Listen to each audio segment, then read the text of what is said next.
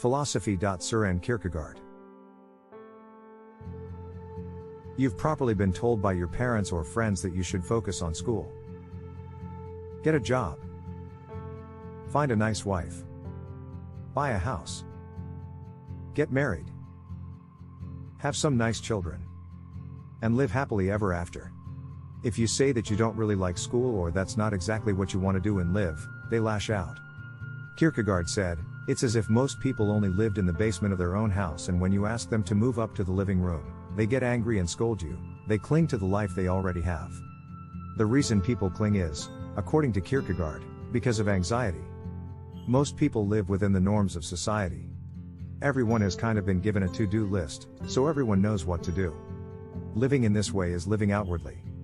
Kierkegaard has nothing against people living like this, but he says that most do it unconsciously and doesn't think about the choices they make, they just follow the norm.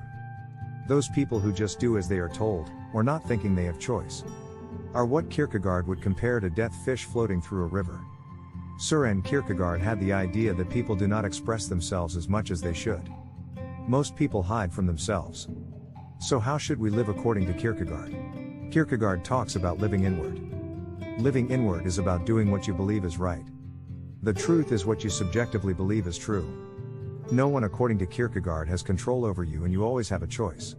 Once you choose not to follow the crowd, you reach what Kierkegaard would describe as a subjective truth.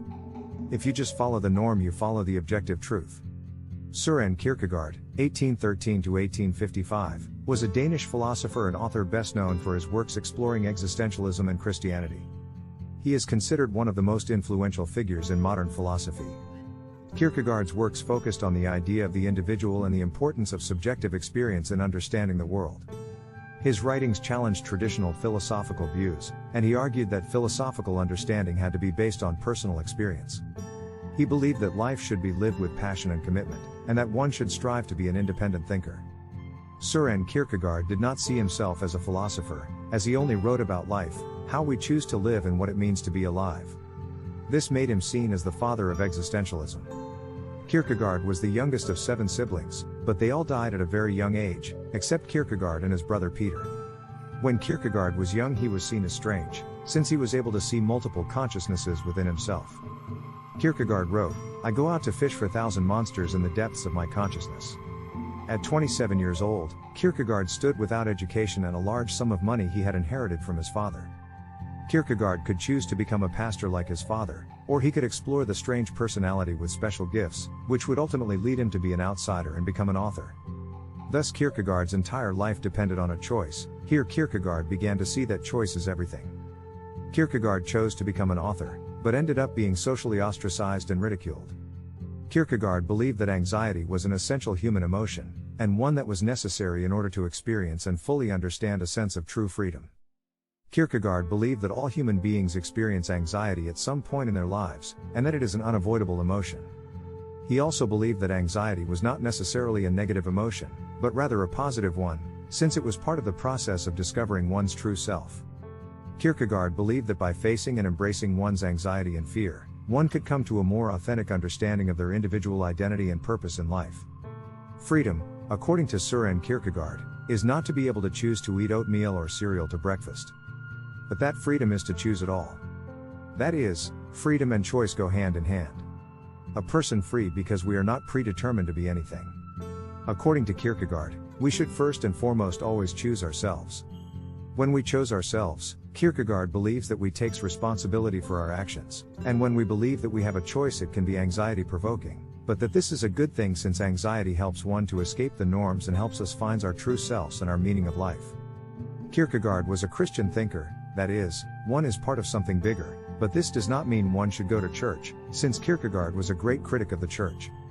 Thinking that you are a part of something bigger is what Kierkegaard calls jumping into faith. You do not know if you will be caught, but you jump anyway. Only when you've jumped out can you get yourself back.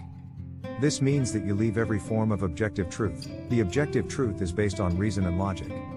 Søren Kierkegaard wants people to go for the subjective truth, which is the choice that brings most meaning to you.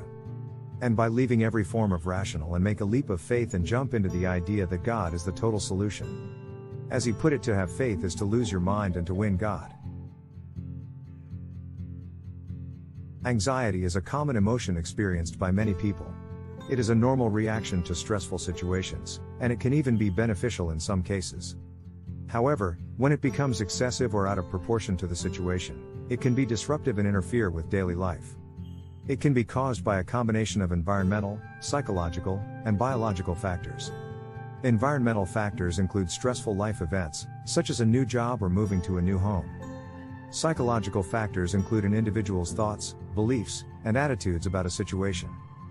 Biological factors include genetic and physiological components that may increase an individual's vulnerability to anxiety. However, the more choices we get access to in the modern world, the more we are left with reason to fret and turn in anxiety, over more ways we hope can quit it, as well as more reasons to feel responsible when we don't. But we have due to what Kierkegaard suggests, how to live with anxiety and to keep moving forward, and take our leaps of faith into what we truly, subjectively and personally believe makes life worth living for. Thank you for watching. Please consider subscribing.